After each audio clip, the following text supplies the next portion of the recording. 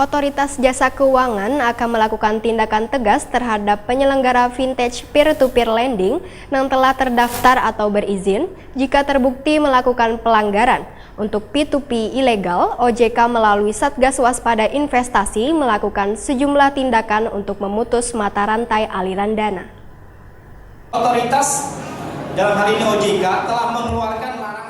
Otoritas Jasa Keuangan akan melakukan tindakan tegas terhadap penyelenggara vintage peer-to-peer lending yang telah terdaftar atau berizin jika terbukti melakukan pelanggaran. Kepala Kantor Otoritas Jasa Keuangan Regional Kalimantan, Haryanto Wetakwani Prima TV Kamarian Rabu 12 Desember 2018 memadahkan, untuk P2P ilegal, OJK melalui Satgas Waspada Investasi melakukan sejumlah tindakan untuk memutus mata rantai aliran dana. Keberadaan P2P, ujar Haryanto, merupakan bentuk alternatif pendanaan yang mempermudah akses keuangan masyarakat. Namun selain manfaat yang bisa didapat, warga harus benar-benar memahami resiko, kewajiban wan biaya wayah berinteraksi dengan P2P sehingga terhindar dari hal-hal yang bisa merugikan. Menurut Haryanto, sesuai dengan POJK 77/2016 tentang layanan pinjam meminjam duit berbasis teknologi informasi, OJK mengawasi penyelenggara P2P yang berstatus terdaftar atau berizin. Bahkan hingga 12 Desember 2018 telah mencapai 78 penyelenggara. Maka penyelenggara P2P yang kada terdaftar atau berizin di OJK dikategorikan sebagai P2P ilegal. OJK pun mengingatkan bahwa keberadaan P2P ilegal kada dalam pengawasan pihak manapun, sehingga transaksi dengan pihak P2P ilegal sangat beresiko tinggi bagi bubuhan penggunanya. Menurut Haryanto, OJK melarang penyelenggara P2P legal mengakses daftar kontak, berkas gambar, wan informasi pribadi dari smartphone pengguna P2P serta wajib memenuhi seluruh ketentuan POJK 77/2016, wan POJK 18/2018 mengenai perlindungan konsumen sektor jasa keuangan. Sesuai ketentuan POJK 77/2016, OJK dapat mengenakan sanksi sesuai dengan pasal 47, yaitu peringatan tertulis, denda,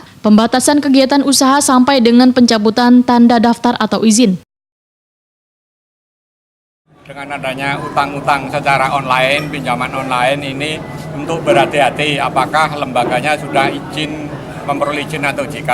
Kalau meragu belum dapat izin atau belum, bisa telepon ke OJK setempat. Nanti akan diberitahu yang sudah berizin. Karena yang sudah berizin pasti diawasin OJK, baik mekanismenya, pasti manualnya juga sudah ada, mekanisme kerjanya juga ada, itu jelas.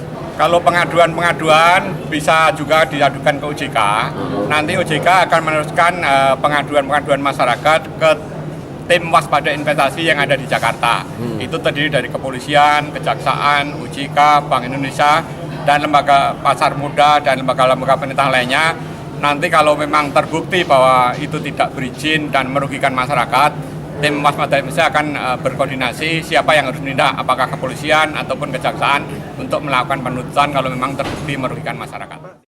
Mengenai penanganan P2P ilegal, OJK yang tergabung dalam Satgas Waspada Investasi telah menghentikan kegiatan sejumlah 404 P2P ilegal yang telah melakukan tindakan tegas kepada P2P ilegal berupa mengumumkan ke masyarakat ngaran-ngaran P2P ilegal, memutuskan akses keuangan P2P ilegal pada perbankan wan vintage payment sistem bekerja sama dengan Bank Indonesia, serta mengajukan blokir website wan aplikasi secara rutin kepada Kementerian Komunikasi wan Informatika Republik Indonesia.